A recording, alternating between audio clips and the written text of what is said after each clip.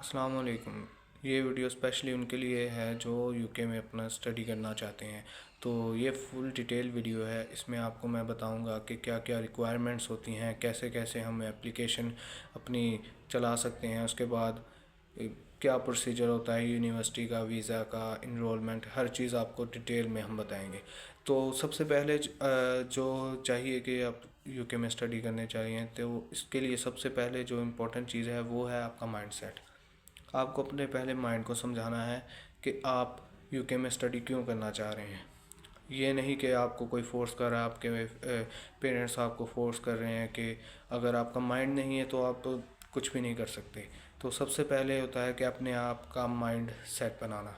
उसके बाद आपका माइंड बन गया, उसके बाद आपने अप्लाई करना है यूके के लिए। तो उसके लिए प्रोसीजर टाइम क्या होता है, ये एडमिशन जो टाइम होता है, एडमिशन वो 2 to 3 मंथ्स चलता है।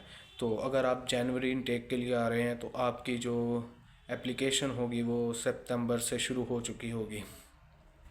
तो सबसे पहले जो रिक्वायरमेंट्स होती हैं यूनिवर्सिटी में एडमिशन के लिए यूके की, तो वो उनमें आता है कि आपका पासपोर्ट होना चाहिए। पासपोर्ट के बगैर आप एडमिशन नहीं ले सकते। ये इस लिहाज से है क्योंकि पाकिस्तान में और इंडिया में अपना आईडी कार्ड चलता है, तो इंटरनेशनल के लिए हमें पासपोर्ट की ज़रूरत होती है। पासपोर्ट के बगैर नहीं हो सकता। लेकिन आप एडमिशन अगर आपने अपना पासपोर्ट बनवाने के लिए दिया हुआ है, उससे अभी टाइम लग रहा है, तो आपके पास टोकन होता है जिस पे ट्रैकिंग आईडी वगैरह लिखी होती है, वो भी चल सकता है। उसके बाद पासपोर्ट हो गया। उसके बाद जो हमारा इम्पोर्टेंट चीज़ आती है वो आती है आइल्स या पीटी या टोफल, जो भी एग्ज़ाम डिपेंड करता है यूनिवर्सिटी के ऊपर। आपने यूनिवर्सिटी अपनी सिलेक्ट करनी है बहुत ही प्रिसाइजली, क्योंकि यूनिवर्सिटी सिलेक्शन भी एक बहुत इंपॉर्टेंट चीज़ है जो कि आपको बाद में इशू भी क्रिएट कर सकती है आपके लिए। तो यूनिवर्सिटी आपने सिलेक्ट करनी है, उसकी रिक्वायरमेंट्स में देखना है कि यूनिवर्सिटी आइल्स एक्सेप्ट कर रही है, पीटी एक्सेप्ट कर रही है, या कोई टोफल एग्ज़ाम अलग है। तो उसके बाद आपने वो देख लिया, आर्ट्स किया। आर्ट्स की जो जनरल रिक्वायरमेंट्स है यूके की यूनिवर्सिटी, वो होती हैं कि 6.5 मोस्टली जो होती हैं वो 6.5 तक आपको आपके बैंड्स होने चाहिए यूके में अप्लाई करने के लिए। तो उसके बाद जो है आता है हमारा प्रीवियस डिग्री। अगर आप बैचलर्स के लिए अप्लाई करना चाह रहे हैं तो आपकी जो प्रीवियस डिग्री है यानी एफएससी की आपके पास ट्रांसक्रिप्ट होनी चाहिए। उसके बाद अगर आप एमएस के लिए अप्लाई करना चाह रहे हैं तो एमएस के लिए आपके पास बैचलर्स की प्रीवियस डिग्री होनी चाहिए। उसके बाद आपके पास आपके 2 प्रोफेसर से रिकमेंडेशन लेटर होना चाहिए। और सबसे इम्पोर्टेंट आपके पास बोनाफाइड सर्टिफिकेट होना चाहिए जिसमें ये मेंशन होता है कि ये हमारा स्टूडेंट है और ये इतना जो है हमारा टेस्ट जीपीए के साथ हम पास आउट हो सकता है। ये उनके लिए है जिनका रिज़ल्ट वेटिंग है। अगर आपका रिज़ल्ट वेटिंग नहीं है तो आपकी ट्रांसक्रिप्ट भी चल सकती है। और यही सेम प्रोसीजर जो है वो बैचलर्स में भी चल सकता है। बैचलर्स में होप सर्टिफिकेट होता है, वो आपको चाहिए होता है। उसके बाद ये सारी चीज़ें, अगर आपका वर्क एक्सपीरियंस है, सीवी मांगते हैं वो एडमिशन के लिए यूके यूनिवर्सिटी में हर एक में सीवी चाहिए। तो सीवी उसमें आप अगर आपका वर्क एक्सपीरियंस है तो वो आपने प्रिसाइजली ऐड करना है। उसके बाद ऐसा ऐड करना है जहाँ पे आपका रिकॉर्ड अच्छा हो, डेट, टाइम, हर चीज़ आपने उसमें प्रिसाइजली ऐड करनी है, क्योंकि आपको वो बाद में वीज़े का इंटरव्यू में जाके पूछ सकते हैं।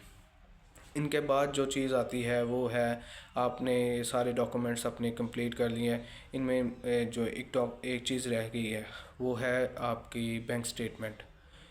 बैंक स्टेटमेंट डिफरेंट हो सकती है यूनिवर्सिटीज़ पे। जैसे जो मास्टर्स के लिए चल रही है वो है 7.5 मिलियन या 7.7 मिलियन आपके पास आपके अकाउंट में होने चाहिए।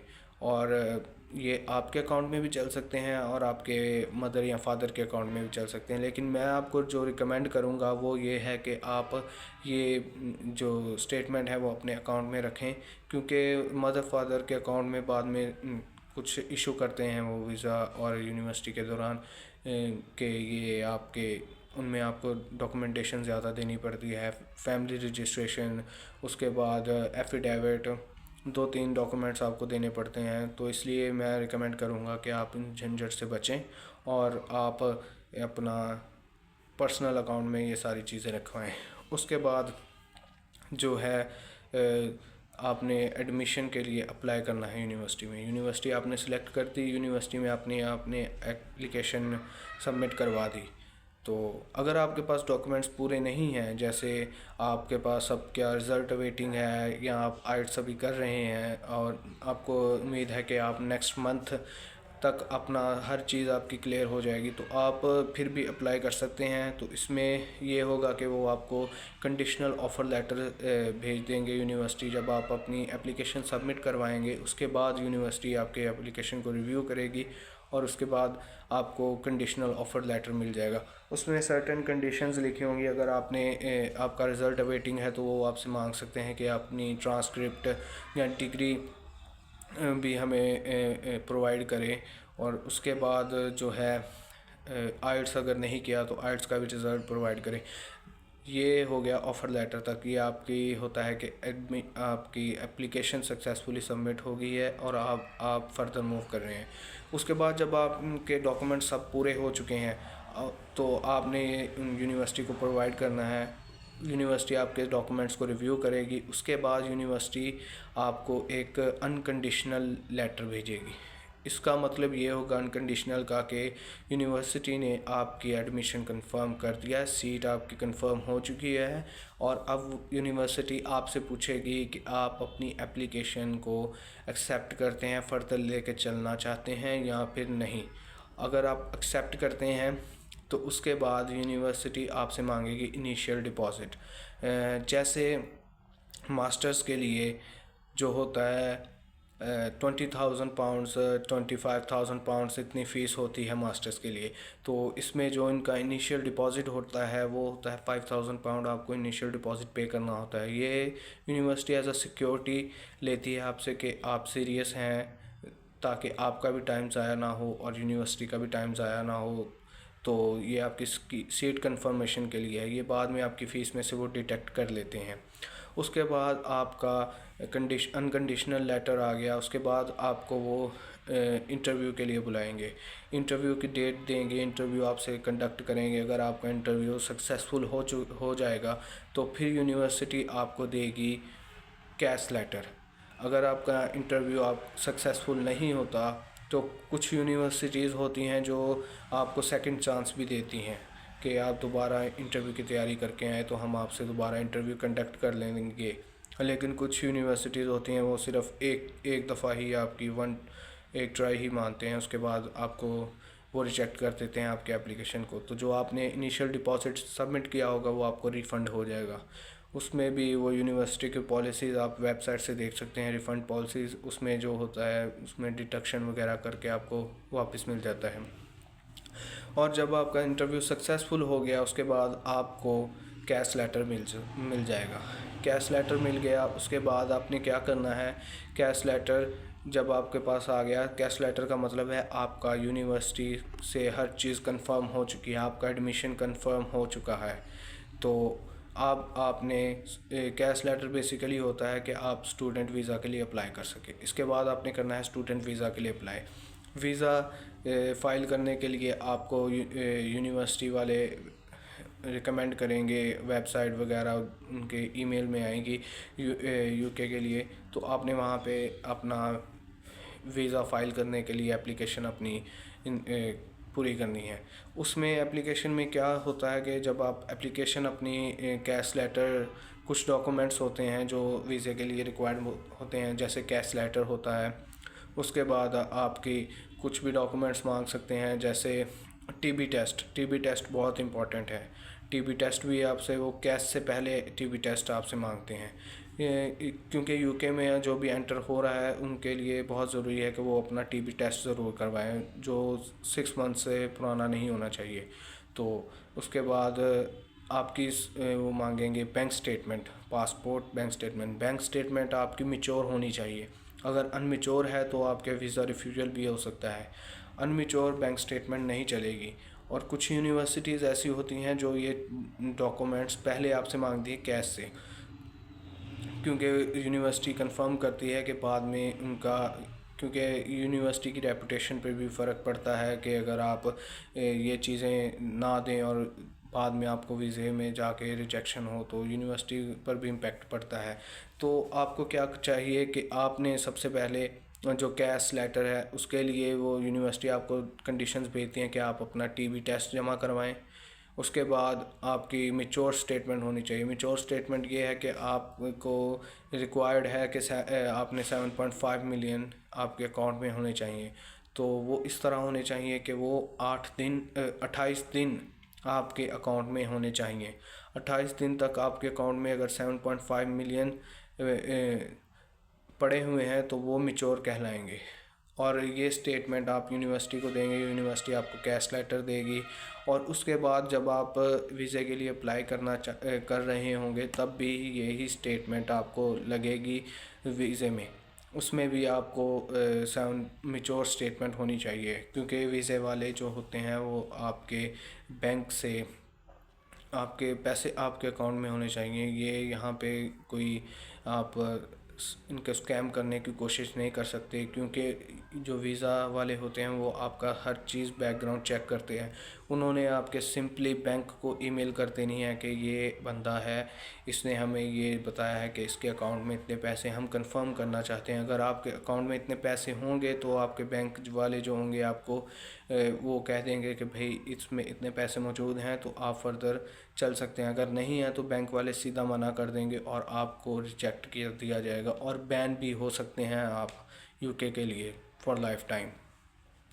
उसके बाद जब आपने वीज़े के लिए अप्लाई कर दिया उसके बाद वीज़े की फ़ी होती है। जो अब स्टूडेंट अप्लाई कर रहे हैं इनके लिए वीज़े की जो फ़ी है वो है 1,80,000 रुपये पाकिस्तान में। और उसके बाद अगर आप मास्टर्स के लिए जा रहे हैं तो मास्टर्स या बैचलर के लिए आप डज़न मैटर किसी भी डिग्री के लिए जा रहे हैं तो आपके लिए सबसे इम्पोर्टेंट चीज़ होती है कि हेल्थ इंश्योरेंस। यूके बगैर हेल्थ इंश्योरेंस के आपको यूके में एंटर नहीं होने देता। आपने हेल्थ इंश्योरेंस की फ़ीस पहले पे करनी है, उसके बाद वीज़ा की फ़ी पे होगी। तो मास्टर्स के लिए जो अब चल रही है इंश्योरेंस वो है 5,61,000 यानी 1,552 पाउंड्स जो है इनकी इसको हेल्थ इंश्योरेंस चल रही है।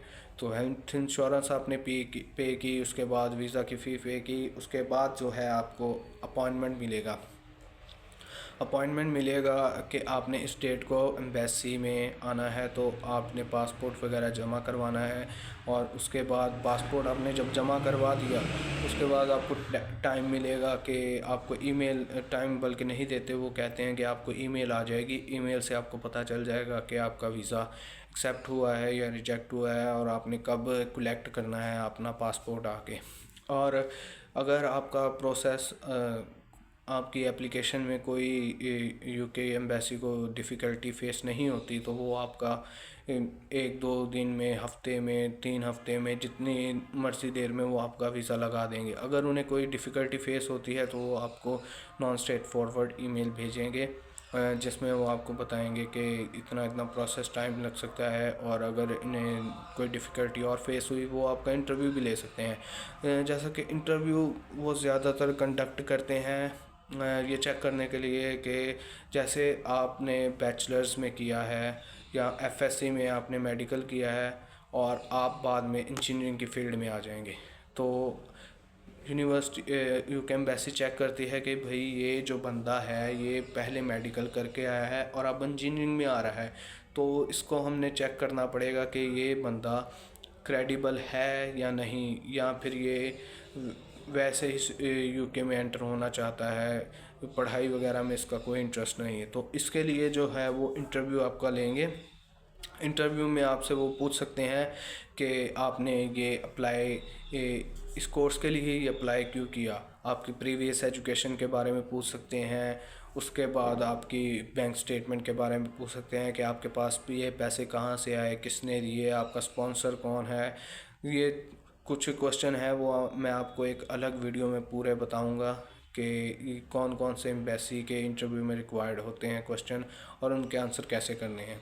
और ये सब अगर आपका इंटरव्यू अच्छा हो जाएगा तो आपको 1-2 दिन में वो बता देंगे कि आपका जो है इंटरव्यू सक्सेसफुल हुआ और कंग्रेचुलेशन, आपको अपना वीज़ा आपका वीज़ा एक्सेप्ट हो गया है और आप इतने दिन बाद अपना पासपोर्ट कलेक्ट कर सकते हैं। और इसके बाद जो है आपने यूनिवर्सिटी का पोर्टल वगैरह की आपको ईमेल आ चुकी होगी कि पोर्टल अपना बनाएं, स्टूडेंट पोर्टल लॉगिन करें, उसके बाद इनरोलमेंट करें, बाकी जो है रिमेनिंग फ़ी वो पे करें। जो यूके की यूनिवर्सिटीज़ हैं वो आपसे ये रिक्वायर्ड होती है कि उनकी जो रिमेनिंग फ़ी होती है, जैसे आपने इनिशियल डिपॉज़िट 5000 दे दिया, उसके बाद अगर आपकी 20,000 पाउंड फ़ी बन रही है तो उसका आपको 50% इनरोलमेंट से पहले जमा करवाना होगा, यानी 10,000 पाउंड आपको इनरोलमेंट से पहले जमा करवाने होंगे। उसके बाद आपकी इनरोलमेंट होगी, उसके बाद सारा कुछ हो के आपको टाइम टेबल वगैरह मिल जाएगा कि इस दिन आपकी क्लासेस स्टार्ट हैं, तो अब आप यूके के लिए ट्रैवल शुरू कर सकते हैं।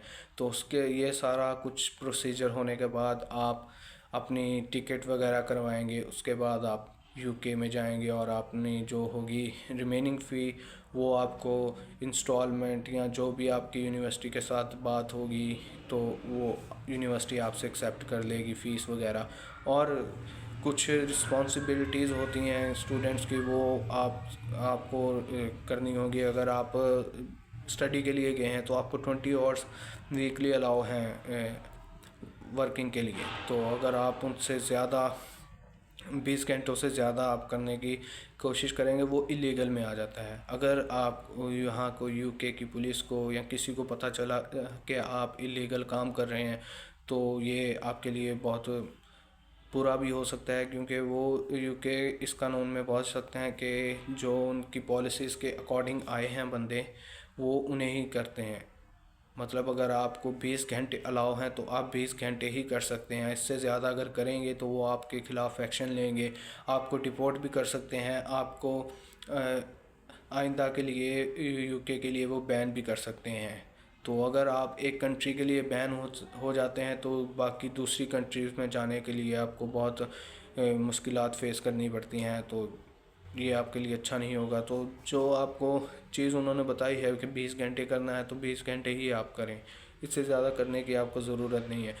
उसके बाद स्टूडेंट्स का होता है कि स्टूडेंट्स को किसी भी अनएथिकल इलीगल एक्टिविटीज़ में इन्वॉल्व नहीं होना चाहिए। अगर इनका भी पता चल गया तो वो आपको डिपोर्ट कर सकते हैं। ये सारी जो इन्फॉर्मेशन है आपको यूके एम्बेसी के ऑफिशियल वेबसाइट पे आपको मिल जाएगी, तो आप इसे चेक करें। और मैं रिकमेंड करता हूँ कि इन चीज़ों से परहेज़ करें, क्योंकि ये आपके और आपके फ्यूचर के लिए बहुत बुरी हो सकती हैं। So that's all for this video. और अगर आपको वीडियो पसंद आई तो लाइक कीजिएगा, सब्सक्राइब कीजिएगा। मिलते हैं अगली किसी वीडियो में। Thank you so much.